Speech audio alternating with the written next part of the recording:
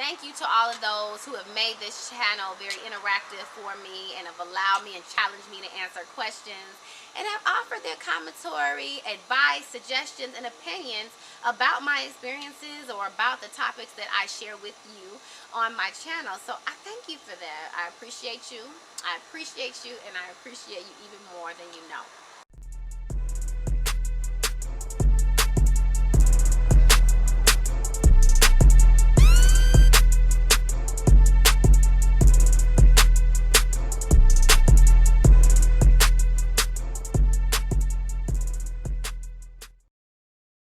Comment specifically about an email that was sent to me a couple of days ago from a young lady who was just inquiring about my experiences.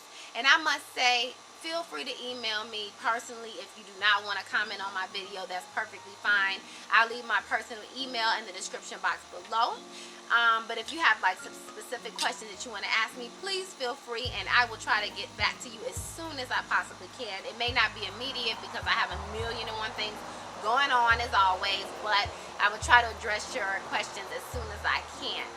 But this young lady, she reached out to me a couple of days ago and had some really good questions, and I told her, I was like, your questions are so on point with basically what everybody else is asking me, so I think I need to do a video just about these questions. Okay, so let me get right to it. What kind of opportunities are there for those of us, meaning African Americans, that want to repatriate to the continent? From my experience, and again, let me just preface this, I've only been in Uganda for a year. So, but within that year, I've seen so much. And the one thing I can appreciate about Uganda is it's a very new country. It's a very developing country. So a lot of the things in the businesses and the opportunities that we have here in the U.S. are not there in Uganda. You starting something that Uganda has never seen before will be very lucrative for you in the long run. And everything is so much more reasonable there than it is here in the States. You can buy land for barely nothing. You can buy property. Really, if you have money and a nice source of income, you can do pretty much anything that you want to do. Is it hard being a single mom in Uganda? Very easy to be a single mom. You can definitely get your child involved in so many different extracurricular activities, both in and out of school. They have a lot of family functioning events throughout the city. There's so many opportunities for travel throughout the country and to other neighboring countries. And the schools, especially if you enroll your child in an international school, which I highly recommend, especially as a foreigner, the schools are chock full with programs that will keep your child busy both during the day and after school. So this first year that I was in Uganda, I was without my son. Watch some of my previous videos as to why I didn't bring my son and my whole story behind it, but I didn't have my son with me this year, and it's probably one of the hardest moments of my life. What are the guys like? Well, the guys. Well, let me just also preface this with saying that I was dating somebody for pretty much the entire time I was in Kampala. I will also share with you this, that the guys in Uganda are no different than the guys in the States. I mean, men are men. I mean, you'll find the same type of men in Chicago, in LA, in Kampala, in Lagos, in China even, probably. But men, I mean, just like men put us in categories, ladies, you know, you have to do the same for men. You know, there's some men that are very serious. They want to settle down. They're interested in dating you in a respectable manner. They're not interested in violating your body. They're not interested in using you for your money. They really want to genuinely get to know you as a woman. And these are men that you can see that can add value to your life. These are not men that will bring you down or tear you down or make you feel less of the woman that you already are. So you need to know that first and foremost in any dating situation that you get in. You will also find men that are just wanting you for sex. They're going to use you. They're just in for a good time. Will not have a problem finding a man if that's what you're looking for. Maybe I can do a guest video with someone there who is foreign, who is also dating, and who has experience in the dating community in Kampala. Do they appreciate American-born sisters? And that's a really good question, because I've seen both ends of the spectrum. I've seen men who really want to gravitate toward American women. Sometimes there are men that are just looking for a handout. They just want somebody that is, providing them with a place to stay, financial means, a car, and just the benefits and the comfort of a sugar mama, basically, right? There are some men that are just intrigued by me or other African American women that have just come to experience the continent in all of its glory, and they're just interested. They're genuinely wanting to build with it from an intellectual standpoint, and they want to see what you can bring. What is your input and contribution based off of your experiences? And it's completely valid, and I appreciate that, and I appreciate the respect that I'm given in certain situations. Then you have men that totally look down on African American women, that we aren't cultured enough, that we don't know any better, because of the media representation that we often carry as African American women. The American media doesn't do a good job with highlighting our attributes as African American women, and we need to do better at advocating toward that, especially so that we can be more informed and communicating to our brothers and sisters on the continent and other parts of the world that are watching, because everybody is watching. How expensive is the housing, the utilities, the food, the cable? Good question. For me, because I'm on a contract with my organization, with the school that I teach at, I don't have to pay for those things. Thank God. I mean, of course I pay for a few of my utilities, but they are so cheap. I'm not paying over $70 a month. The food is delicious and it's cheap. It's like dirt cheap.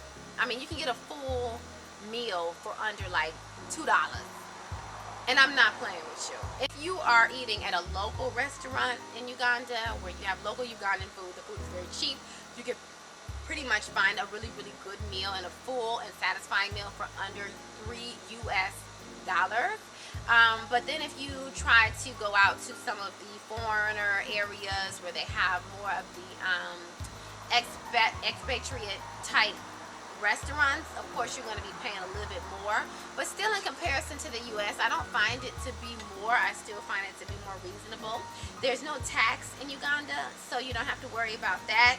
Also, they don't tip in Uganda, so you don't have to worry about that. I do it just because it's habit, and if it's somebody that's good, of course I'm going to tip them, but nah, bruh, if you're not good with your service, I'm sorry. You come out there and save a boatload of money, put in a savings account, buy your land, open that business, and get your life started, honey. I have a plan, and I'm really excited about that plan, because I know that the opportunity for me to do that is like so realistic in Uganda. Do Ugandans look at African Americans negatively? You cannot categorize all Ugandans in one group and say that everybody thinks the same. I think it really all has to do a lot with exposure. I think it has a lot to do with education. I think it has a lot to do with your perspective on life. And all of that to say that I have had some very positive interactions with Ugandans, to where it was very productive. The conversation was meaningful. I was welcomed openly. Now, I will be very honest with you, most of those people that were very welcoming and open, of course, were either older women above 40 or men. I've just gotten a lot of flack from women. Women have been very, very hard, not so friendly. It's just been very hard to make female friends in my age group, unless, like I said, they come from a different group or class. They're open to receiving African Americans in a very positive light. Is there much discrimination within the Ugandan community? I don't know if you mean discrimination among other Ugandans or discrimination among foreigners that come in Ugandan communities. There's no discrimination that I have completely witnessed that has been like it is here in the States, where you have your black communities, your white communities, your Asian communities. It's not like that. It has a lot to do with, you will have class differences, you will have income differences. There's still higher class, middle, and lower class. So you will experience that wherever you go in the world. Is it a relief being in a country with black people, even though there may be a language barrier?